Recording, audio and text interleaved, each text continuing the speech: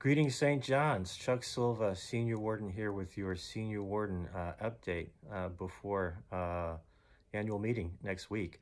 I want to talk about three things. Other people will be talking about other things. Three things I want to talk about. One is changes to the vestry.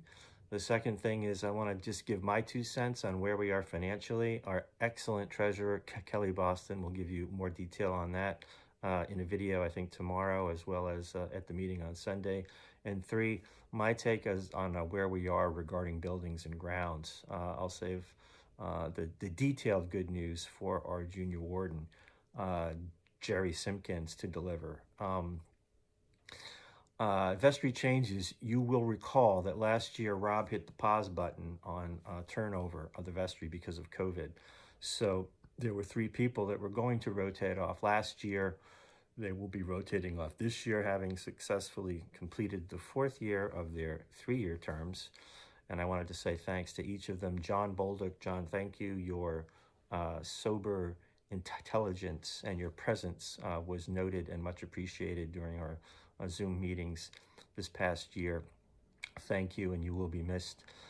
Ellie Sanderson, my gosh, Ellie, whatever we had on the agenda every month, you always had your own agenda, which was to make sure that you expressed gratitude for something, or to say something incredibly positive about us or about St. John's or about something. And we ended the meeting on a high note because of you, my dear, and you will be missed, but we will see you around. Last but not least, Mr. Sensible himself, Jeff Crodow. Jeff, endowment.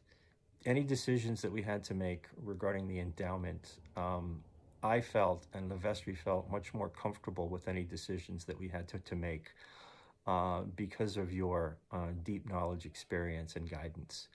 You're not going to be on the vestry, but we are going to reach out to you for that knowledge, experience, and guidance on anything related to the endowment in the future. Be warned. And also, thanks for agreeing to step up and answer the call regarding regathering.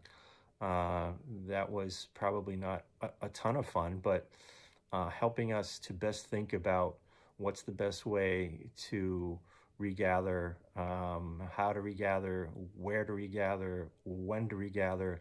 Thank you for taking the lead on all that. Much, much appreciated. Thank you for all that you do. Thanks to all 3 of you for everything you do, and we'll see you around in church. 3 new members, Dr. Ann McSally. Ann and her husband Michael have been members of St. John's for quite a while. I know that because their 2 kids, according to the Realm Parish database, were baptized at St. John's, and their youngest, I think, is now 22, if I remember correctly. Senior in college? You told me, and I forget. Yeah, Anne retired not too long ago from her pediatrics practice in the area, and since then she has spent a lot of time on hospice work in the area, and she currently serves as president of the Hospice Help Foundation. So thank you, Anne, for answering the call. We look forward to your wisdom, your insight, and your guidance. Then we have 2 business guys. One is Tom Gruen. Tom and his wife Carol moved here about 11, 12 years ago, around the same time that Meg and I moved here, and that's when we first met them. Tom came here to become chair of the marketing department at the business school at the University of New Hampshire. He still teaches some marketing there. And his one of his main areas of interest is customers, how enterprises engage with their customers and customer relationships in general. I think that will come in very handy as we think about how to engage with our virtual parish or with our virtual followers, because of what's happened in the past year and because of what we and a lot of other churches and a lot of other organizations have had to do. A lot of our content is distributed online, and people consume it, via email or in some fashion live, or watching recordings. And that includes services, that includes music, that includes reflections, people who participate in the St. John's experience through their phones or through their laptops. And there are some people that are probably, that's the primary way they participate. And there may be some people, in different parts of the world that's the exclusive means that they have of participating in our community. So, Tom, I think you're going to help us think about the best way to promote engagement with those folks and make them feel as if they really are part of the St. John's community. Last, Andy Bangs. Andy and Lacey have been fixtures in St. John's and on the Seacoast for a while. This is not Andy's first rodeo on the Vestry. He served at least one other term that Rob can recall, and maybe another one before Rob was even here. I did not know this, but Andy has written a bookshelf full of business books on topics anywhere from how to read a financial statement, how to write a business plan, how to open and run a restaurant, which I am going to buy because that's one of the foolish things that I intend to try and do before I shuffle off this mortal coil. Maybe I'll change my mind after I read Andy's book.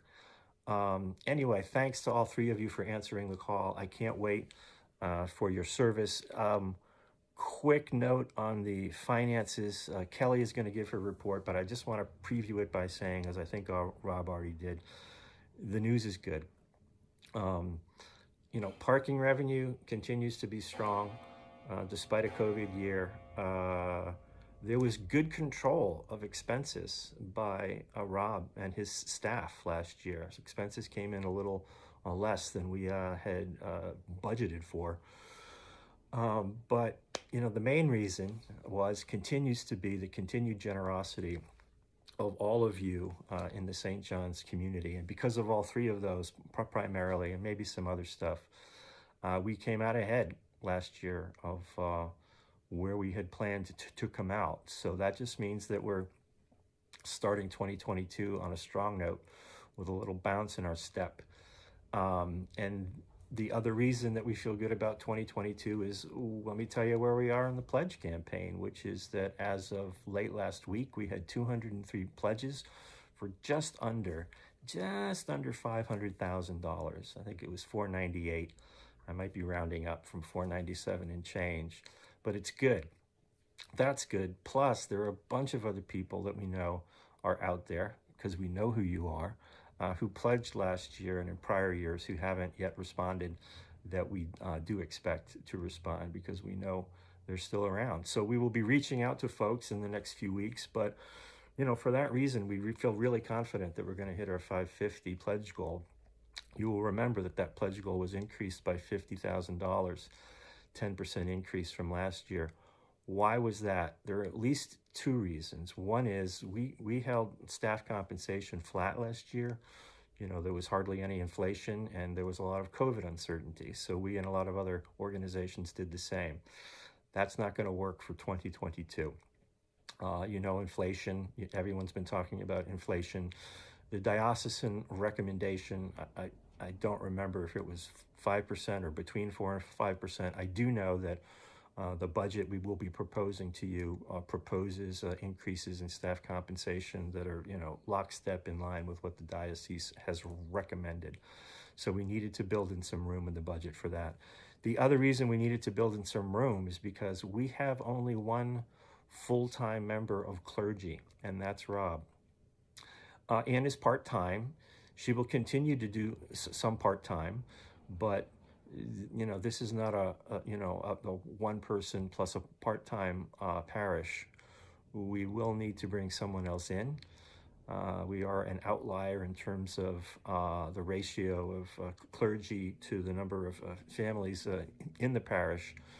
So Rob will be taking steps to identify candidates during the course of the year, and we did put room in the budget so that we would hopefully be in a position to bring someone on board at some point during the course of the year.